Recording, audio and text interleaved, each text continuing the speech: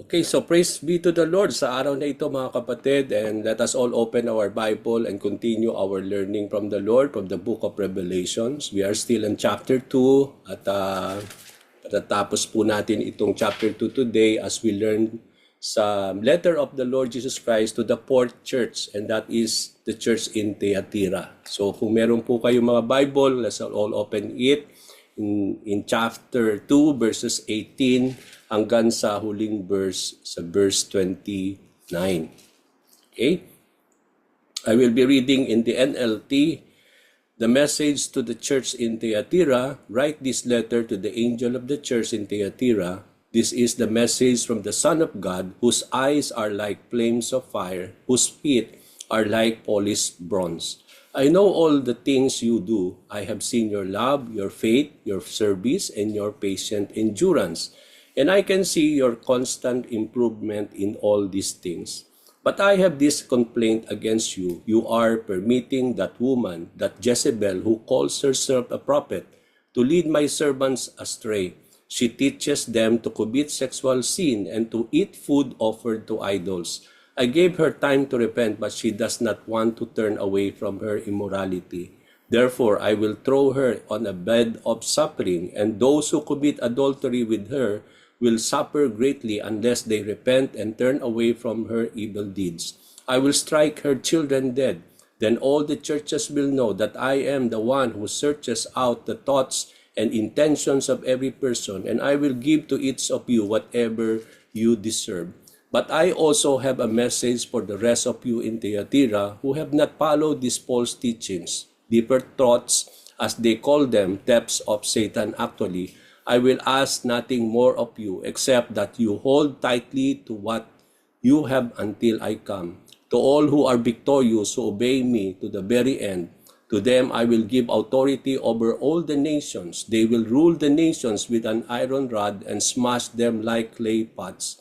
They will have the same authority I received from my Father, and I will also give them the morning star. Anyone with ears to hear must listen to the Spirit and understand what He is saying to the churches. So purihin ang Panginoon sa kanyang mga salita sa umagang ito, mga kapatid. Now, we are now on the fourth church. At as a quick recap lang ng ating pong napag-aralan so far, we have already discussed the letter of the Lord to the church in Ephesus, to Smyrna, and also to Pergamum. Now, yung ating pong message and message ng Panginoon to the church in Ephesus, we know that the church that it is a church that lost her first love, and that how far they have fallen from what they did at first. No, nakita natin yung situation itong church na ito, that they have fallen far from what they are doing before, and also they have lost their first love. And the calling of the Lord is for them to repent and that they may return back to their first love. Sa church in Smyrna naman, as a very quick summary of what we have learned, the church that was suffering from affliction, no, from poverty and persecution. Because of their faith in the Lord, they were called to be faithful to the end, even to the point of death. Yun namang ating quick summary sa ating pong church, pag-aaral sa church ng Pergamum. The church was compromising, no? Although they lived where Satan's throne was and dwells, yet they remained loyal and faithful to the Lord. But in spite of this, in spite na loyal sila at faithful sila kay Lord, the church was tolerating some brethren whose teaching was like the teaching of Balaam. Okay? It was a kind of teaching that leads to sin by eating food offered to idols and committing sexual immorality. They were called to repent and remove among them those teaching the church that lead the church to compromise. Now, today we will be discussing the fourth church. Ito yung tinatawag nating church in Thyatira. Now, although Thyatira was the least and smallest place among the 7 cities in Asia Minor, yet the letter of Jesus to the church in Thyatira was the longest among the letters sent by the Lord to the 7 churches. So mapapansin natin dito, isa sa napakagandang karakteristik itong pag-aaralan natin today regarding the church in Thyatira, Yung Thyatira as a place, no, sa lugar. Huwag muna tayo pumunta sa simbahan. We talk about the place in Thyatira, one of the places in Asia Minor. Sinasabi nila na itong Thyatira daw is the least and smallest area or smallest place in Asia Minor. Okay? Yet, kung mapapansin ninyo, at dito sa maliit na lugar na ito sa Asia Minor, sa Thyatira, meron pong simbahan doon.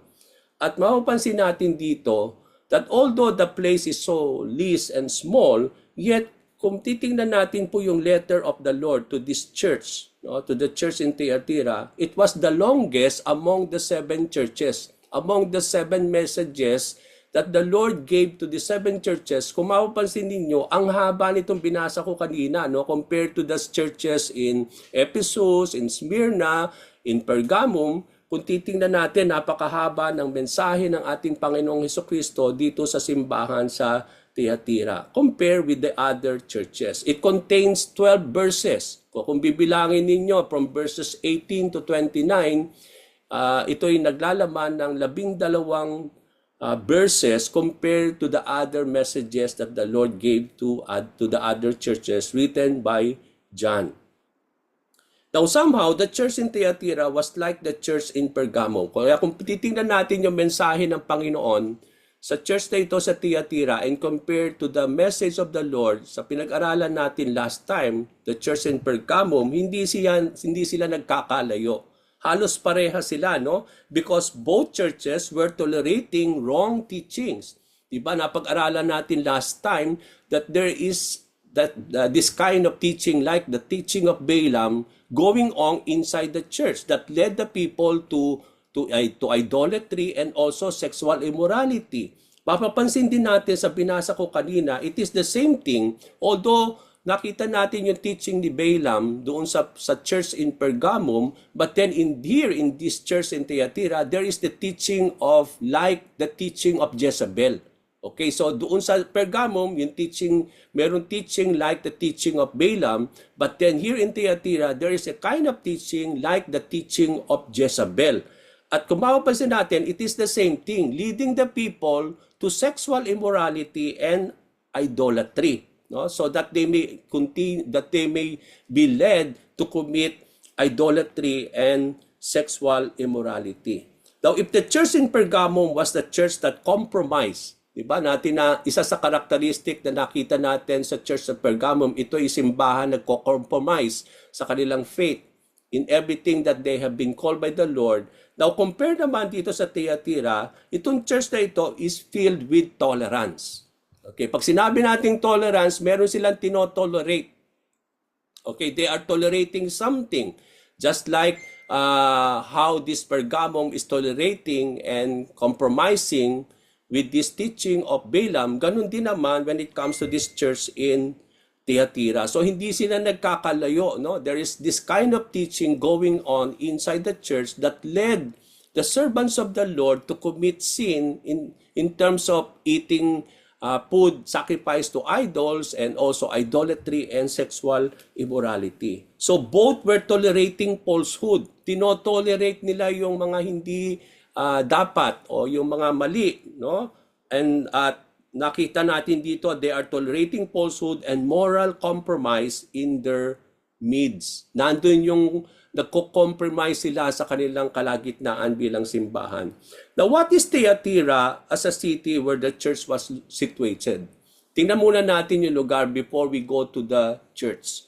Now, yung Thyatira was comparatively an important city compared with the other cities. So, dahil nga least siya at very small place siya compared with the other places in Asia Minor where the churches were situated, itong place ng Thyatira, dahil maliit siya, it is considered to be an important place during those times, no? Wala siyang significant na military thing when it comes to the Roman Empire. Wala siyang political and administrative relevancy. So hindi siya relevant in terms of administrative, in terms of political, in terms of military, no? But one thing was noted about the place, mga kapatid, at ito po isa sa mga bagay na pwede nating makonsider na binibigyan ng pansin sa place ng Thyatira. It is a commercial center for manufacturing and marketing. So yun isa sa mga magandang bagay, no, na makikita natin sa maliit na lugar na ito.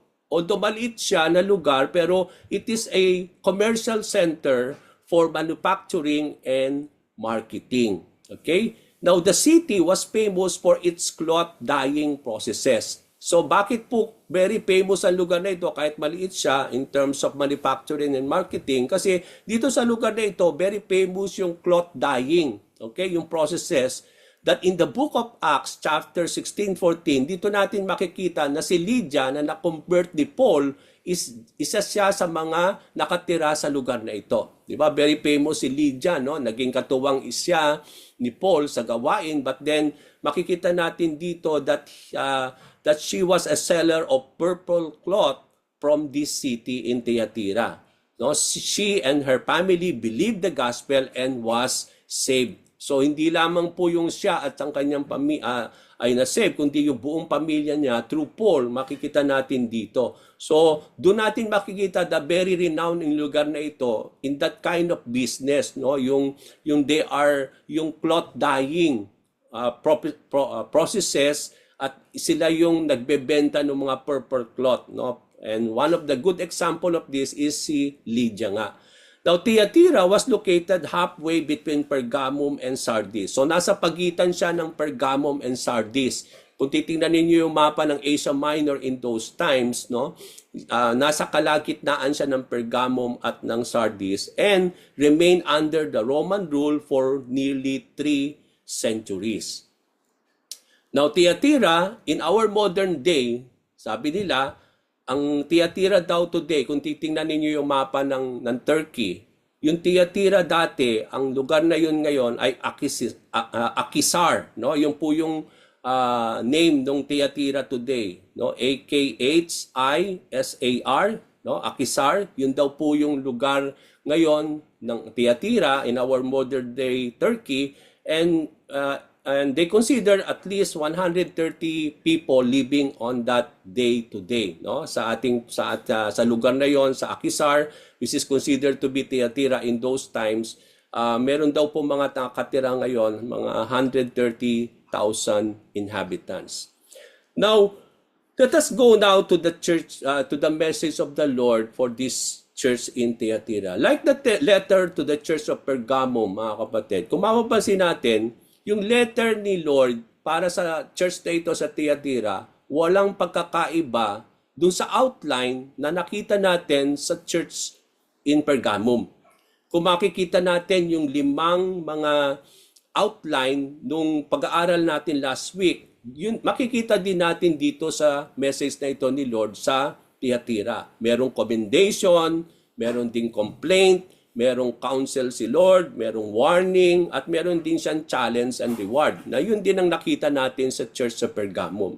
Now, ano yung commendation? As a quick, very quick lang, pero pupuntahan natin ito. Ano yung pinaka-quick thing na makikita natin wherein the Lord commended this church? The church possessed certain qualities that were commended by the Lord Jesus Christ.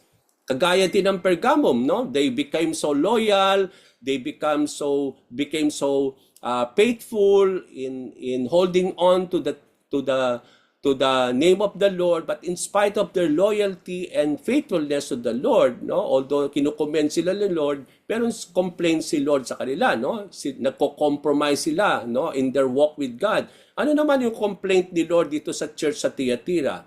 Although kinukomment ni Lord itong church sa Thyatira, although meron silang mga certain qualities na commendable to the Lord, but then merong complaint si Lord sa church na ito. The church allowed a false prophetess to teach and lead them into sexual immorality and idolatry. So there is this woman considered to be a prophetess in the middle of this church na nagtuturo siya ng certain teaching in terms that lead the church or lead people to sexual immorality and idolatry. Ito nga yung tinatawag nating the teaching of Jezebel. Na merong teaching like the teaching of Jezebel Compare doon sa Pergamum that there is the teaching of Balaam going on inside the church. Now, ano yung counsel ni Lord sa kanila? Ang counsel ni Lord, ang advice ni Lord sa kanila is to repent. Just like the calling of Jesus Christ for Pergamum that they need to repent, no? Ganun din naman ang makikita natin dito. Jesus called the church and those people who are involved in sexual immorality and idolatry to repent, no? At ang warning ni Lord, the followers of this woman will be thrown into great tribulation.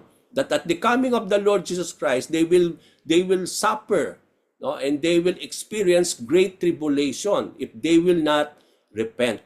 Okay? Now, ano yung challenge ni Lord as a quick thing before we go to the details of this? Yung challenge ni Lord at ang reward niya is that the church was challenged not to hold to this false teaching, but hold fast to the truth. That they are called by the Lord not to hold to these teachings of Jezebel, but they are to continue to hold fast to His words, to the word of truth. They will be given authority over the nations and rule with Christ at the coming and reign of Jesus when He comes. Okay, so yun yung makikita natin. Very quick thing na makikita natin as an outline of the message of the Lord for this church in Thyatira. Now, ano yung overarching message dito sa church na ito? Ano yung sinasabi ni Lord na dito sa message na ito na pwede nating maiko-consider that it is the same overarching message of the Lord for our churches today? Now, it is a warning to hold fast God's true way.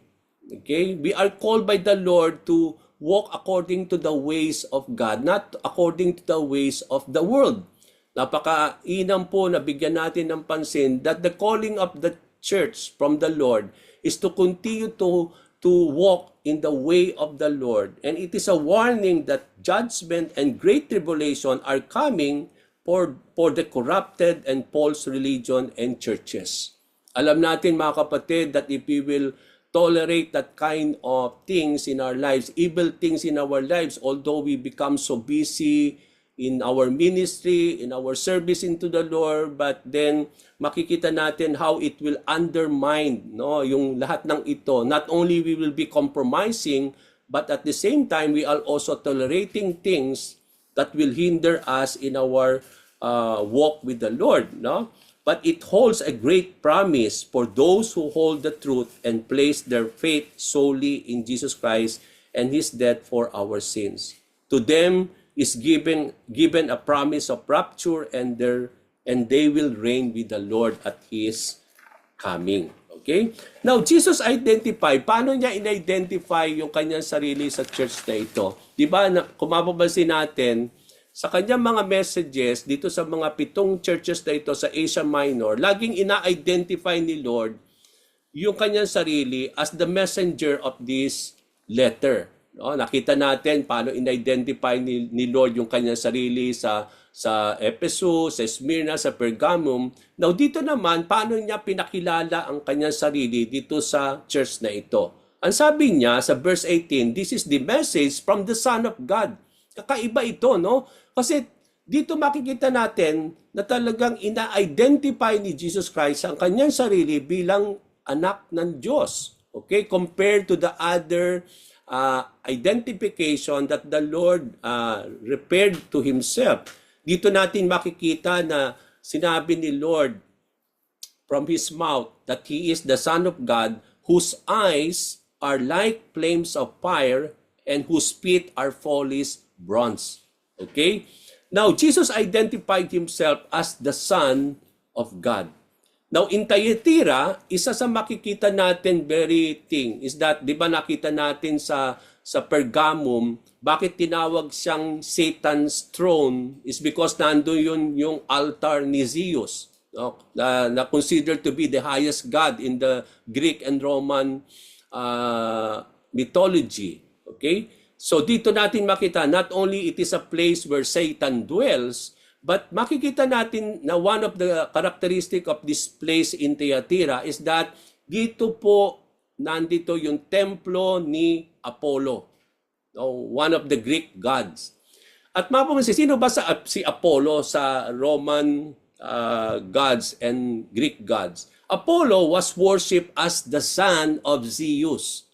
Okay, he is the son of Zeus. Anak siya ni Zeus, no? Siya yung son of Zeus at siya yung sinasamba sa lugar na ito. Kaya napaka-importante na i-identify ni Lord ang kanyang sarili that He is the Son of God and not Apollo. That the God, that His Father, the God the Father is the true God and not Zeus. Okay? So dito ipinapahayag dahil merong Son of God, then there is the God the Father. So dito sa lugar na ito, sinasamba nila si Zeus as the highest God. And there is this son of Zeus na si Apollo. But then dito ipinapahayag ni Lord ang katotohanan that Zeus is not God. It is God the Father who is indeed the Almighty God. And there is this Son, no? And He is the Lord Jesus Christ as being the Son of God. So dito ina-address ni Lord yung falsehood about Zeus and Apollo, that he is God and Apollo is the son of Zeus. But here comes Jesus Christ identifying that there is this true God, and that is God the Father, and there is this Son who is Jesus Christ as being the Son of God. So the Father declared Jesus as His Son. Di pa mapapansin natin dito, no? At ito rin, kung mapapansin natin, later on, binanggit ni Lord, kinote ni Lord itong Psalm 2 verses 7 to 9. Okay, bibigyan natin ng pansin yan mamaya, no? Ano yung sinabi niya dito sa Psalm chapter 2 verse 7 to 9? Dito, pinapahayag ni God wherein He is declaring Jesus Christ as being His Son. Ang sabi po niya sa Psalm 2 verse 7 and 7 to 9, I will proclaim the Lord's decree. He said to me, you are my son. Today I have become your father. Ask me, and I will make the nations your inheritance, the ends of the earth your possession. You will break them with a rod of iron. You will dust them to pieces like pottery. Kung mapapansin ninyo, yung pinaka-last verse dito, kinote ni Lord Jesus Christ yan at the end of this message. Okay? So makikita natin yan later on. At may kinalaman po itong Psalm 2 not only in terms of the message of the Lord sa church in Thyatira, but also from this chapter, makikita natin dito, the Father or God is declaring Jesus Christ as being His Son. Okay? You are my Son, sabi ng Panginoon. Today I have become your father. Ask me and I will make the nations your inheritance, the ends of the earth your possessions, and you will break them with the rod of iron. Pag sinabi nating rod of iron, He will judge, He will rule. Okay, later on, and you will dust the pieces like pottery. So total natin makikita that there is this rule and reign of this Son of God, that He will rule with the rod of iron and He will dust everything into pieces like pottery. Okay, so dito natin makikita that may kinalaman yan, yung Psalm 2 na yan, later on in this message of the Lord to this church in Thyatira. Another thing that He identified Himself, that He is not only, He identified Himself as the Son of God, but also sabi ni dito, He has the eyes like flaming fire. Just like John saw in his vision. Nung nakita niya si Lord, no? Lahat ng mga identification dito sa bawat churches, yun yung the same vision na nakita ni John. Okay? And here comes Jesus Christ identifying the same kind thing as what John saw. So nung nakita ni John si Jesus Christ, no, when he has given the privilege to saw the Lord, nakita niya yung kanyang mga mata nagliliyab. At ang kanyang mga paa parang dumaan sa burning furnace na parang polished bronze. Okay? Parang polished brass. Okay? Now, ano bang ibig sabihin dito that He has the eyes like flaming fire? Jesus can see all things and through all. Yun ang ibig sabihin nun. That He is the all-knowing God. By just seeing, He knows everything. Okay? That's the symbolism of an eyes like flaming fire, no? He can see through all. No? Yung para bang tingnan niya, nare-reveal lahat sa kanya. He sees and know all things. Jesus knows everything with and within the churches. Hindi lang po sa buhay natin, pero He knows what is going on to the churches. Kaya nga mapapansin ninyo sa bawat mensahe ni Lord sa 7 churches, lagi niya sinasabi, I know. Because He has that kind of eyes that He can see and it is being revealed, no, to the Lord. He can see all and through all. Kaya dito natin makikita, no, that it is being made and it is made or being seen in the eyes of the Lord. Kaya nga sabi nga natin, kahit hindi mo itago ang sarili natin, kitang-kita tayo ng Panginoon sa lahat ng mga nangyayari sa buhay natin. Even when we are accounting to the Lord, Jesus knew already what we have done in our lives, mga kapatid. And we cannot really lie because the Lord sees already. Alam na ng Panginoon paano nating ginugol ang ating mga buhay, itong mga bagay na ipinahiram niya sa atin na pag-aari ng ating Panginoon. We will all give account for all of these things, mga kapatid. And Jesus knew already. Hindi lang niya malalaman yon at that particular time when we will be judged and we will be accountable. Ngayon pa lang, kitang-kita na ni Lord lahat yung mga nangyayari. Even He knows what we will be doing in the future, tomorrow, next week. Reveal na yan kay Lord because He knew everything. And that's what we see. That's why ang ating panalangin, no, that we will always, that we will know how to number our days, that we will live beyond that we will always live according to the will of the Lord. Because alam ng Panginoon yung mga mangyayari na sa ating mga buhay. Sabi nga natin, no, because He lives, sa kinanta natin, He holds the future. He knows the future. He knows already what will happen to us in the future. And that's what the essence of this, no? So, another thing, He has the feet like polished bronze. Now, bronze or brass is a symbol of judgment. Kung titingnan natin yung among the metals, no? Yung bronze daw is a symbol of judgment and the furnace is a symbol of wrath. Kaya yung para bang hinahalin tulad yung paa ni Lord na dumaan sa furnace, yung nagliliyab na furnace, and it is yung furnace na yon is a symbol of wrath, purification, and refinement. Di ba ang ginto dumadaan sa furnace to refine? Okay, so it means to say, when it comes to the Lord Jesus Christ, He has all the power, no? It talks about the wrath that is to come, that He has the power to purify, to refine.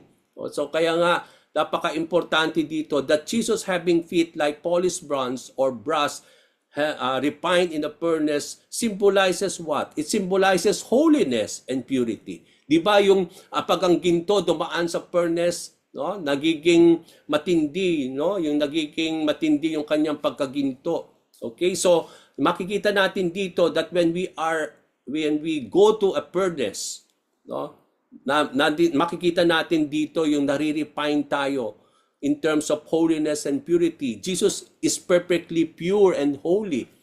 Doon natin makikita yung symbolism ng kanyang paa na parang it is a polished brass, no, a polished bronze, symbolizing the purity and the holiness of the Lord.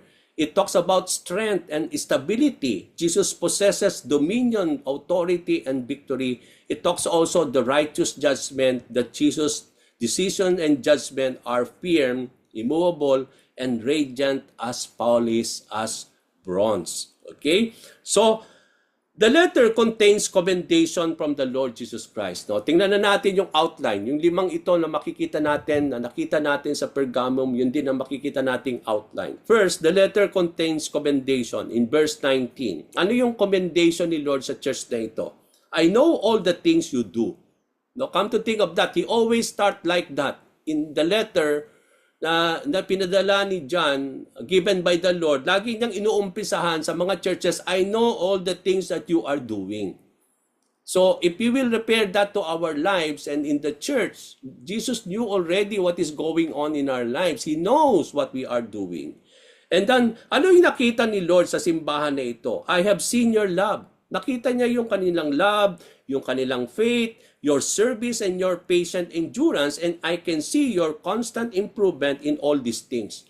Makikita natin, napakaganda sa simbahan na ito, doon sa mga areas na ito, nag-grow sila continuously. Hindi sila stagnant when it comes to love, in terms of their faith, in terms of their service, in terms of patient endurance, nag-progress sila, no? Yung para bang hindi kagaya yung kagaya natin yung church sa Ephesus wherein they started okay, that they did good, but at the end of the day they have fallen far from what they have started. Okay? But then ang kakaibahan nitong church sa Thyatira, kung paano sila nag-umpisa, hindi sila stagnant o hindi sila na-stuck doon. They are growing in those qualities. No? Even in the writing of this message of the Lord to them. Okay? Kaya nga sabi do, I can see your constant improvement in all of these things. Lumalago sila dun sa areas na yon. Sa kanilang love, sa kanilang faith, sa kanilang service, sa kanilang patient endurance. Okay? So yun yung kanyang comment dito sa church na ito. The church in Thyatira possesses good qualities that are needed for a church to be commended by the Lord today. So for us, if we want to be commended by the Lord as a church, as His servant, as His disciples, then we need to possess these qualities as well. Yung love, yung faith, yung service, yung patient endurance. Lalo yung patient endurance kasi we are waiting upon the coming of the Lord. At dito sa mundo na sa ating kinalalagyan, where we are waiting, are full of troubles. They are full of miseries. We undergo all different kinds of sufferings and trials, no? Kaya kailangan natin matutunan how, no, not only not to be patient, but how to endure all these things. Para hindi tayo bibigay, that we will not give up, because we know that the coming of the Lord is coming soon. Okay? So the Lord knows how this church do all things. At unang makikita niya, sabi niya, I know the things that you are doing. They are always doing things with and prompted with love. Okay? So sabi niya, I know all your things are doing, your love. So it means to say, yung lahat ng ginagawa nila is always prompted and motivated with or by love. Okay? Now, makikita natin love. Unang-unang aspect, good quality ng simbahan na ito, yung love. Okay? The church in Ephesus started in the beginning having love for the Lord. Okay? So, di ba? They started having love for Jesus Christ, but later on, they lost their first love. Okay? They have fallen far of their love for Jesus Christ. Kaya nga sabi ni Lord, no, repent and go back to your first love. But compared with Ephesus, itong church sa Thyatira was different. Jesus knew very well their love for Him, and it is constantly improving from time to time. Nag-umpisa sila having love, but then at the writing of this letter to them, nagpo-progress lalo yung kanilang pagmamahal sa Panginoon. Kaya nga, very commendable itong church na ito. It was not stagnant love, but love that grows each moment. Sabi po sa Philippians 1 verse 9, I pray that your love will overflow more and more. Di ba yun yung prayer ni Paul? Hindi lang sa Philippian believers, but I believe it is the same prayer of Paul for all of us, for all the churches today, that their love will continue to overflow more and more. Nag-uumapaw. So kung stagnant, hindi aapaw talaga. But then if your love continue to grow more and more each day, then talagang mag-o-overflow. Yung pagmamahal mo kahapon, dapat masigit yung pagmamahal mo ngayon. The way you do things out of your love yesterday, the more we will do things today. And in the future, out of our love for the Lord and love for our people. Okay, so doon natin makikita. Dapat, yung pagmamahal, it grows each moment. 1 Thessalonians 3, no? Verse 12, and may the Lord make your love for one another and for all people grow and overflow. Ganun din ang sinasabi ni Paul kaysa mananampalataya sa Thessalonica, na ang Panginoon Diyos daw ay hayaan ng Panginoon at gawin ng Diyos yung pagmamahal natin sa isa't isa at pagmamahal sa tao, at ito ay lumago at mag-overflow. Just our love for you overflow, sabi ni Paul. Just like our love for you overflows, ganun din naman dapat kayo. You have to love one another and love the people, and it should grow and overflow. Okay? So why love is essential aspect in our Christian life? Bakit napakahalaga na kagaya tayo nitong Thyatira na nananatili sa pagmamahal? Sabi po sa Colossians 3:14, mga kapatid, above all, clothe yourself with love, which binds all together in perfect unity. Yung pagmamahal pala, ito ang nagbabind sa lahat ng mga qualities na meron tayo. At sabi dito, love is what binds what. Kasi kung pag-aaralan ninyo yung nasa itaas ng Colossians 3, binabanggit dito ni Paul yung mercy, yung quality of kindness, yung humility, yung gentleness and patience, endurance. And then nung sinabi niya lahat ito, sabi niyo, above all, above mercy, above kindness, above humility, gentleness, and patience, patience, sabi doon, sabi niya, it is the love, no? It is that love that binds all these things in perfect harmony.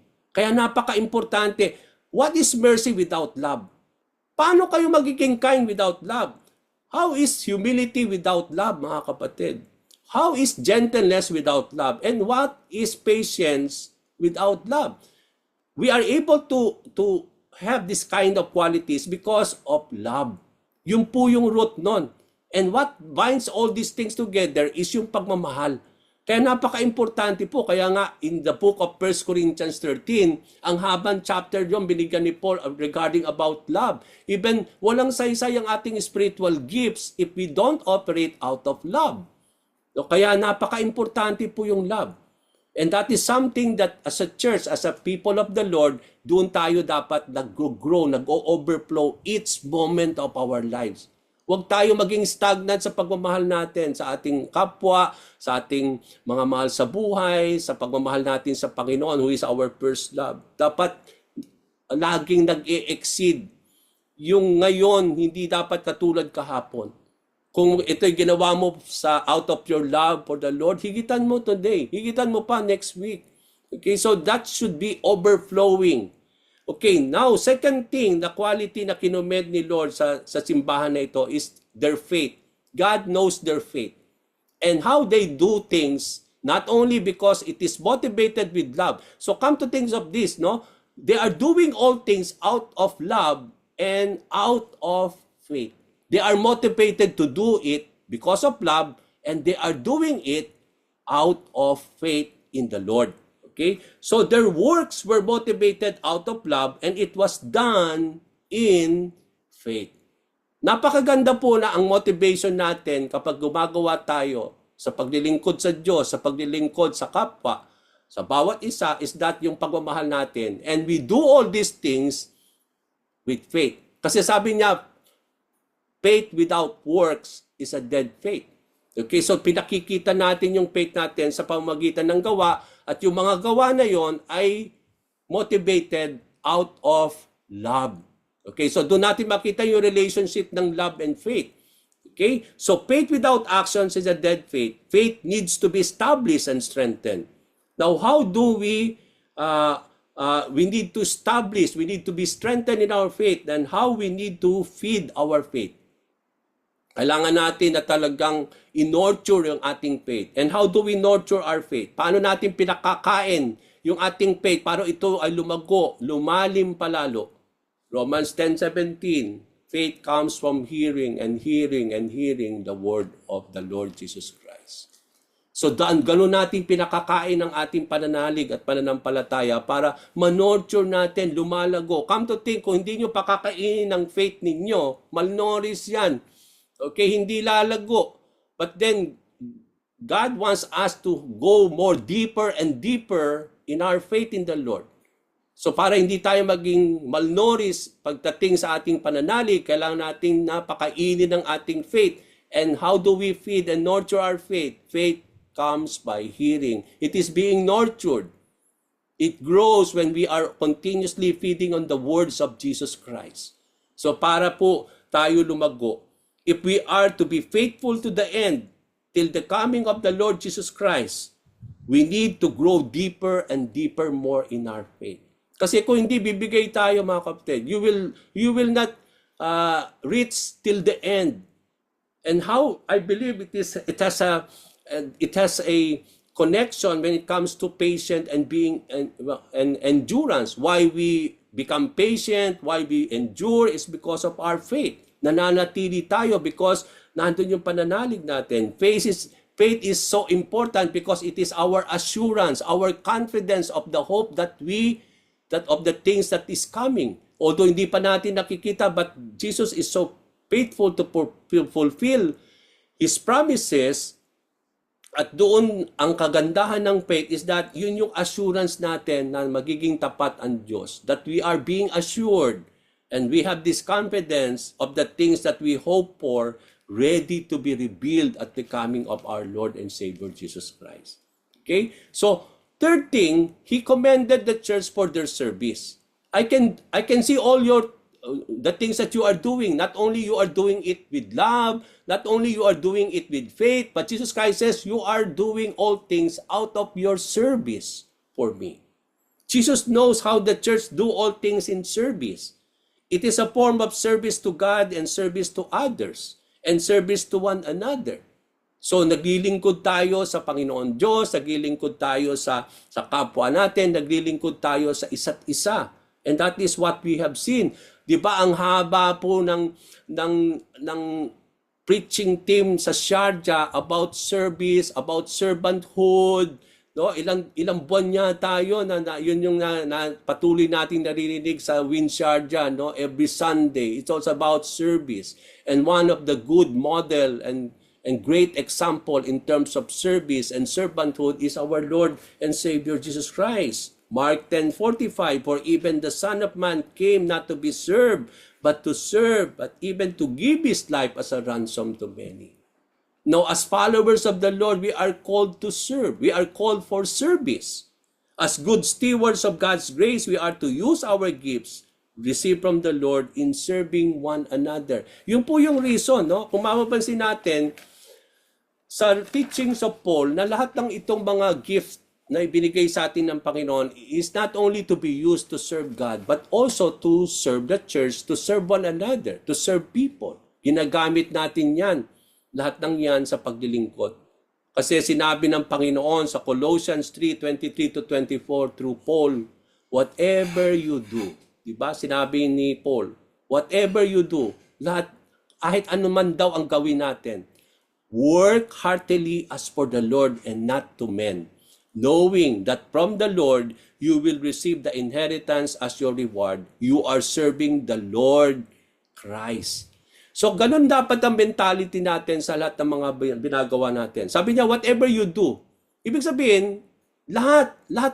Walang exemption.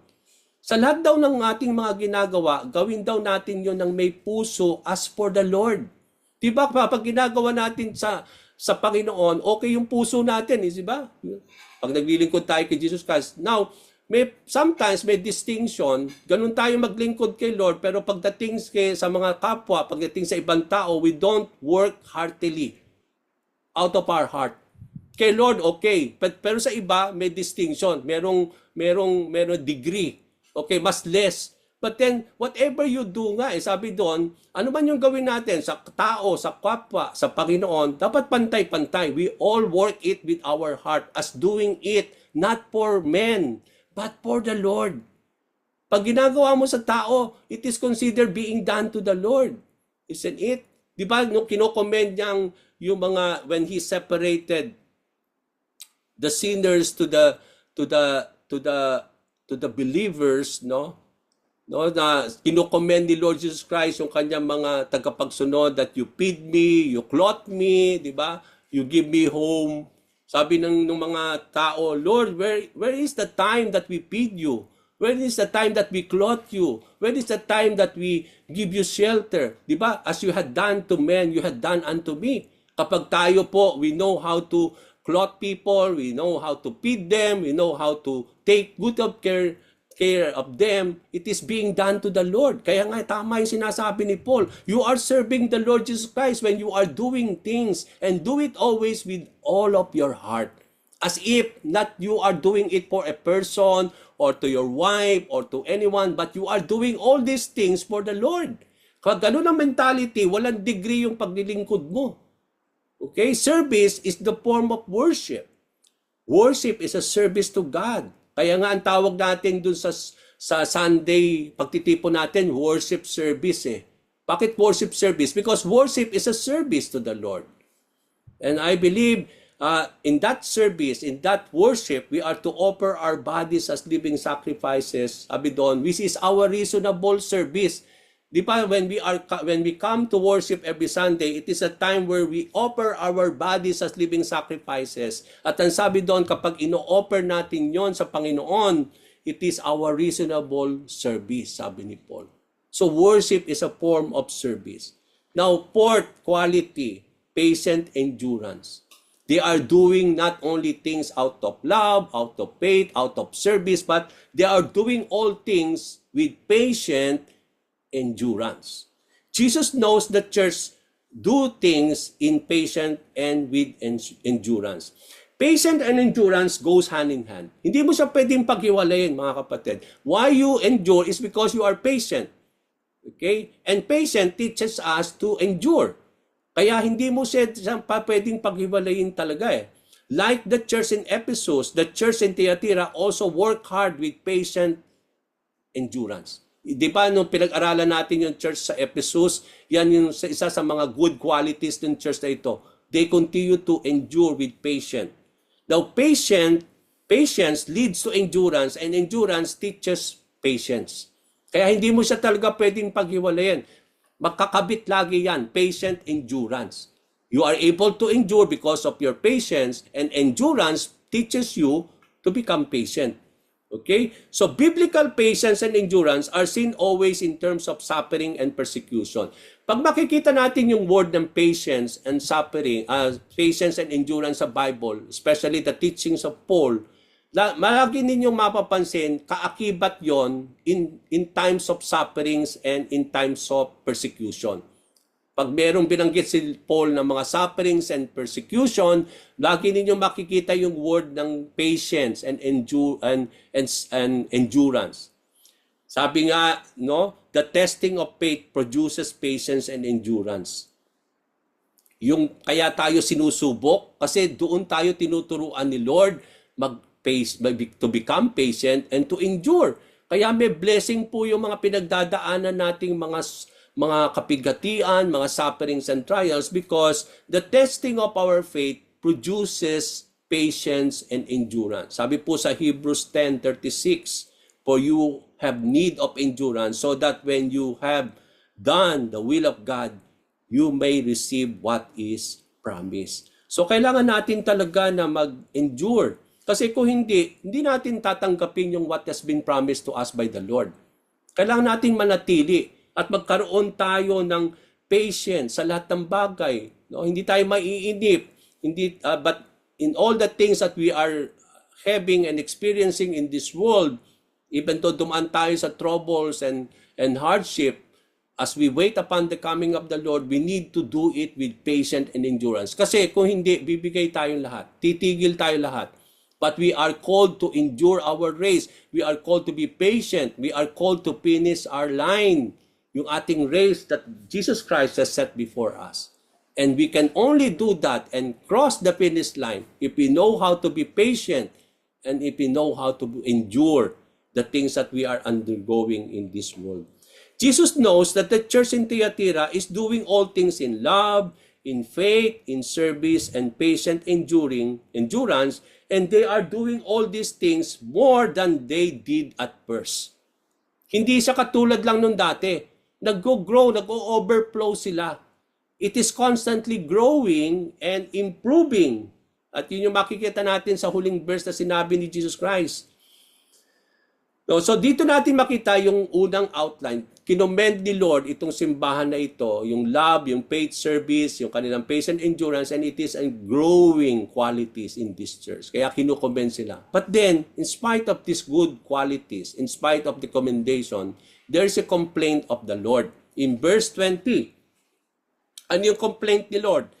But I have this complaint against you. You are permitting that woman, that Jezebel, who calls herself a prophet, to lead my servants astray. She teaches them to commit sexual sin and to eat food offered to idols. Okay, tingnan niyo po yung scenario. Okay, this is a church. Nag-overflow sila sa kanilang, and they are doing all things with love, with faith, with service, with patient endurance, and they are growing in these qualities. But then, in the midst of them, there is this teaching leading people to idolatry and sexual immorality. And that's the scenario of this church, which can happen to any church today, mga kapatid.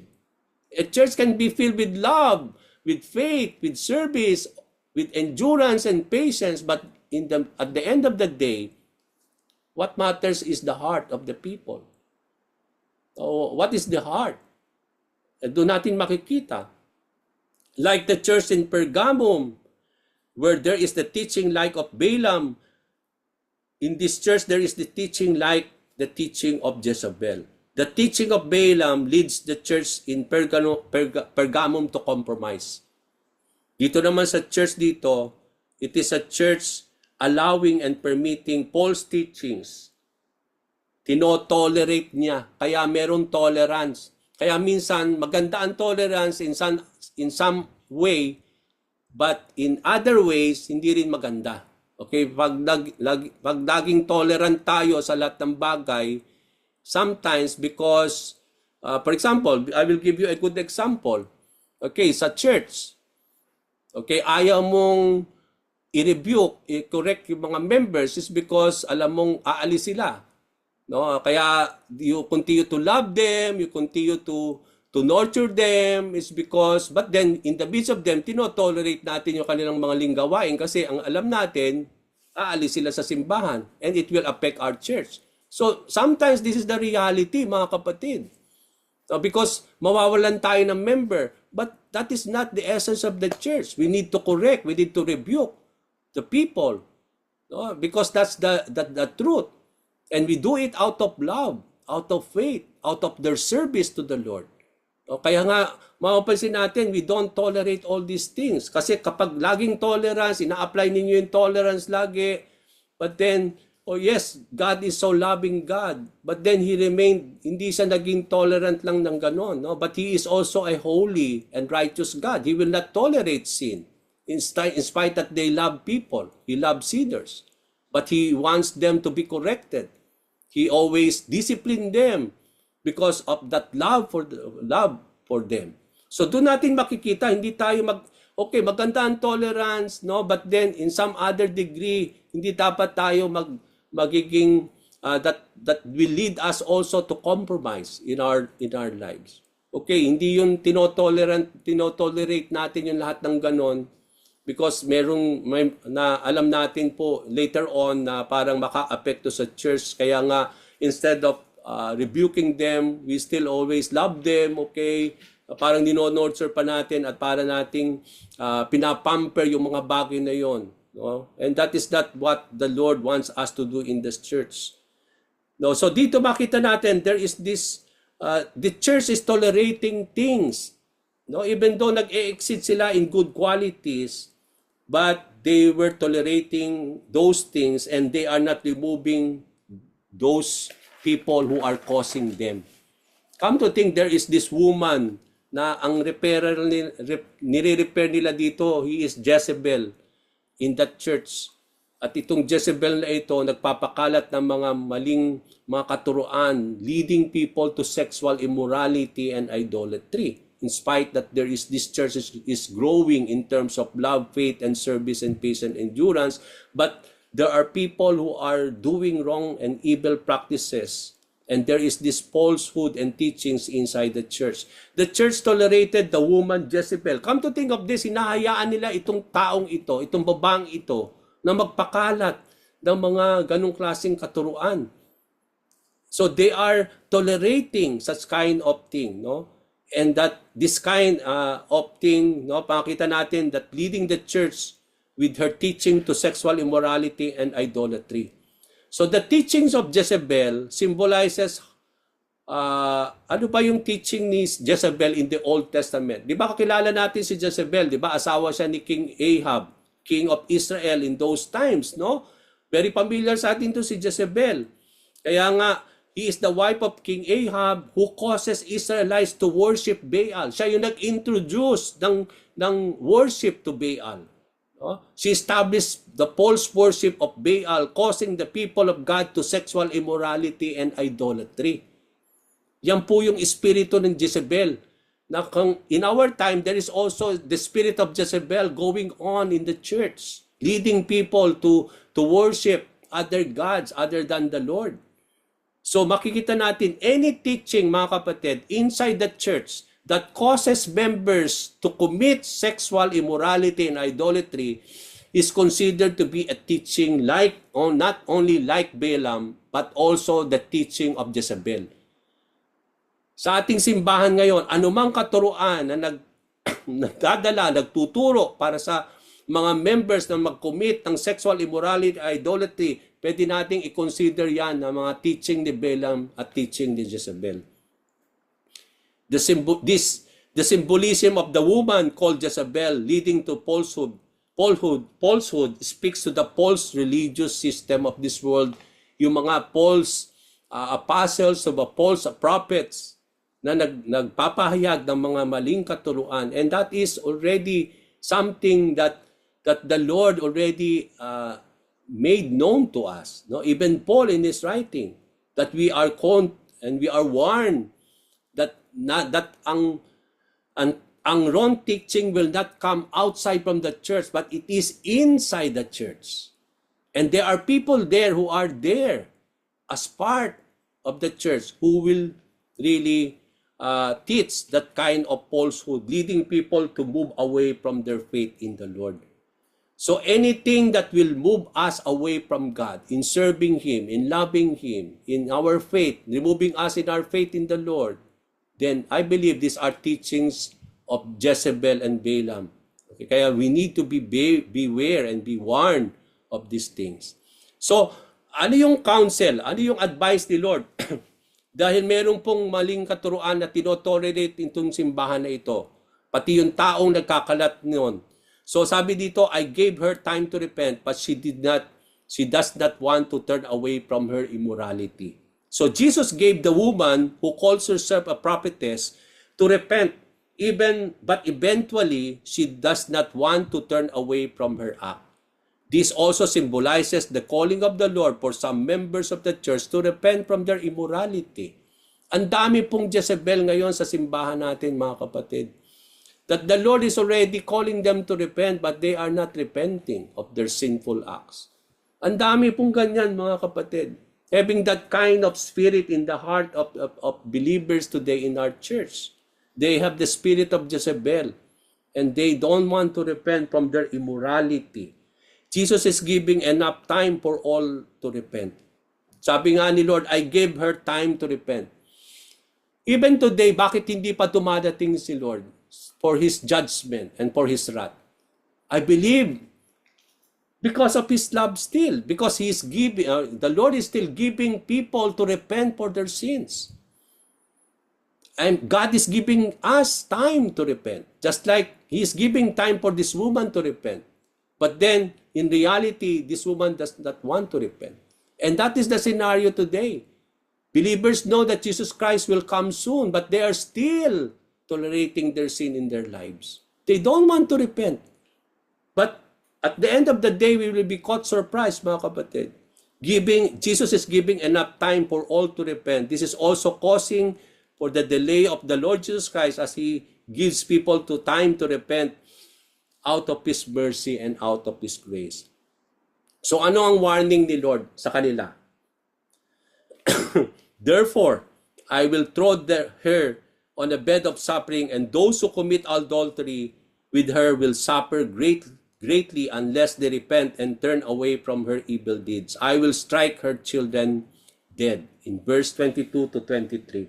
So Jesus warned that those who teach us like Jezebel. So today we have so many Jezebel, false teachers, and even those who practices it. Ang warning ni Lord, hindi lang sa simbahan sa Thyatira, kundi warning ni Lord even today sa mga nagtuturo ng maling katuruan, sa mga tao na nagpapadala sa mga maling katuruan and leading them to commit and practice these evil things, they will undergo sufferings in great tribulation at the coming of the Lord Jesus Christ. Yan po yung sinabi ni Lord. No? They will suffer, sabi dito ni Lord. I will put her in the bed of suffering and they will suffer greatly unless they repent. So he's talking about the great tribulation, the coming great tribulation.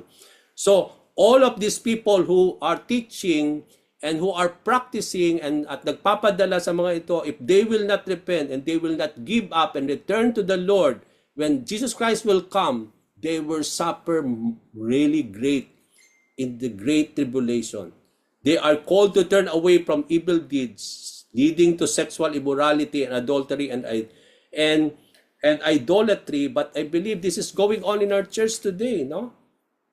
Hindi tayo free from sexual immorality, idolatry, and adultery, mga kapatid.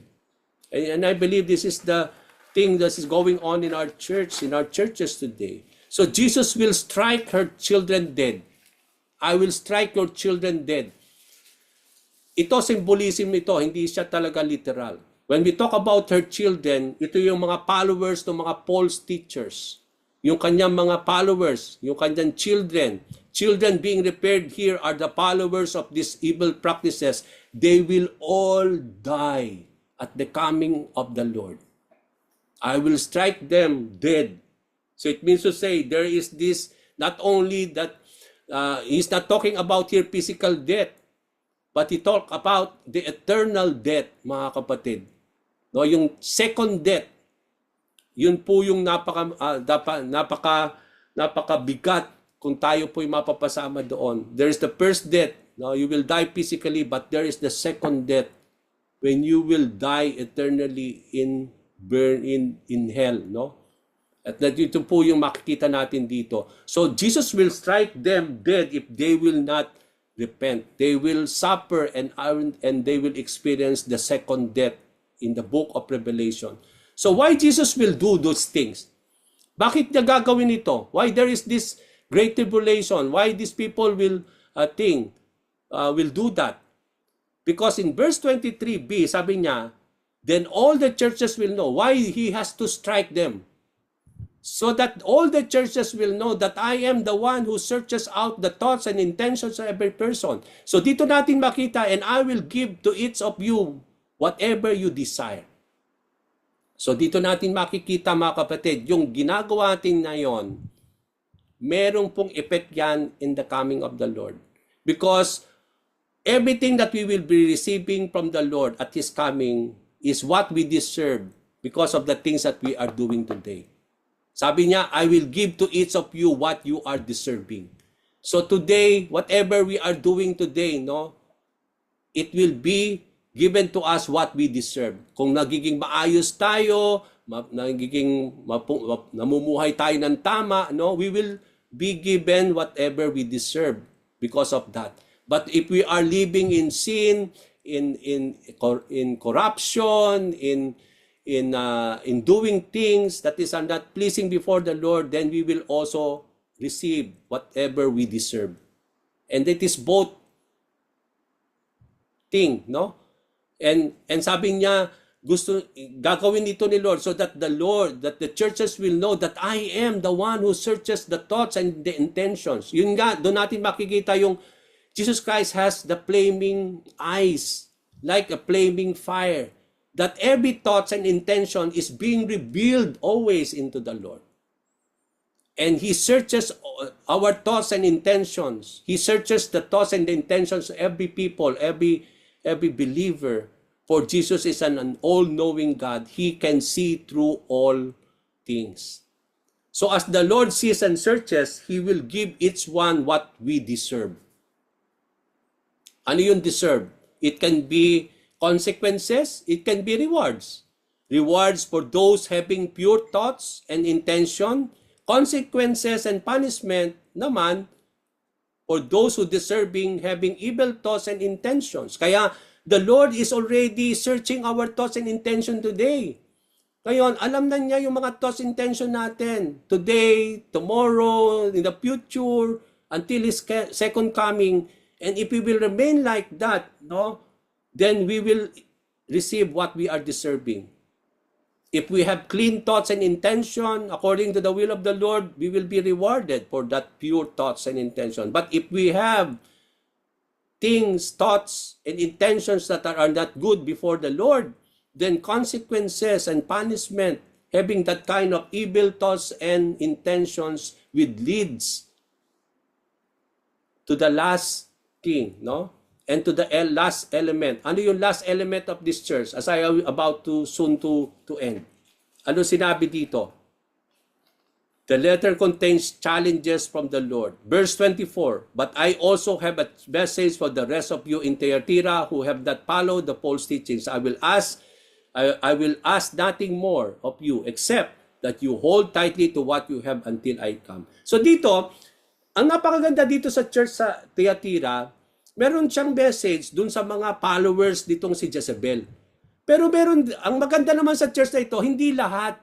Merong mga members na talagang they are excelling in their love, in their faith, in their service, in patient endurance, and they're growing it, at maayos sila sa relasyon nila sa Lord. Kaya yung message niya, ito naman yung message niya sa mga yon. May message siya sa mga, ito kay Jezebel who are practicing and following her, in teachings na ito, meron naman si message si Lord sa mga maayos. Ang sabi niya, I have also this message for the rest of you. It means to say, hindi lahat ng simbahan filled with that kind of teaching, but there are rest of them who are not following this false teaching. At anong sabi ni Lord? Ano yung hiling ni Lord sa kanila? That you hold tightly to what you have until I come. Manatili sila. Jesus has a message for both practicing and following this false teaching and for those who are not. Jesus characterized false teaching leading to evil practices as depths of Satan, no? Yung mga deep secrets of Satan, but for the one practicing them as deeper truths. Okay? Those who follows this false teaching, they are to repent and to turn away from it. Yun ang calling ni Lord. Pero dun sa naman na hindi nagpa-practice, na nanatili kay Lord, those who are not, sabi ni Lord, Jesus called them to hold tightly to what they have till He comes. So the letter contains rewards from Jesus Christ. Verses 26 to 28, to all who are victorious, dun sa mga mananatili, those who are not practicing all these things, sabi niya, to all who are victorious, who obey me to the very end, to them I will give authority over all the nations. They will rule the nations with an iron rod and smash them like clay clots. Ito, di ba? Sabi ko sa inyo kanina, yung Psalm 2, kinote ni Lord dito. At alam natin, yung Psalm 2 is a prophecy regarding the Son of God who had been appointed by the Lord as His Son, and He will rule with a rod of iron, and He will smash them like clay pots, no? At His rule, at the judgment, when He exercised the wrath of God. It pertains to Jesus Christ. But come to think, ni-refer din ni Lord ito sa mga magiging matagumpay. That they will also rule with iron rod and smash them like clay clots. So they will have the same authority I received from my Father, and I will also give them the morning star. So dito, ano sinasabi dito? That all of us who will become victorious, we will also rule and reign with the Lord. That we will also judge the nations with the Lord. The letter calls for the church to be victorious, to overcome and do the will of God to the end. Jesus will reward those who overcome, those who will victorious, and those who will do His will to the end. So anong sinasabi ni Lord dito? Anong calling ni God sa bawat isa sa atin?